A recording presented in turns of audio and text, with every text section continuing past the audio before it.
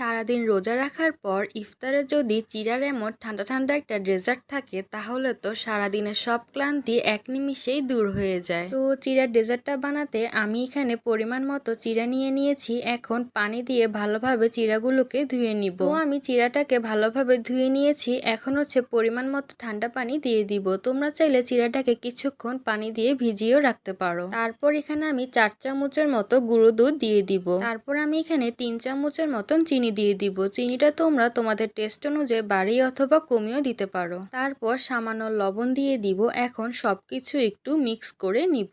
তারপর এখানে আমি 3 চামচের মতন টক দই দিব। তোমরা চাইলে টক দইয়ের পরিবর্তে মিষ্টি দইটাও দিতে পারো। আমার কাছে কিন্তু চিড়াটা টক দই দিয়ে খেতে বেশি ভালো লাগে। তো টক দইটা দিয়ে চিড়ার সাথে একদম ভালোভাবে মিক্স করে নিব।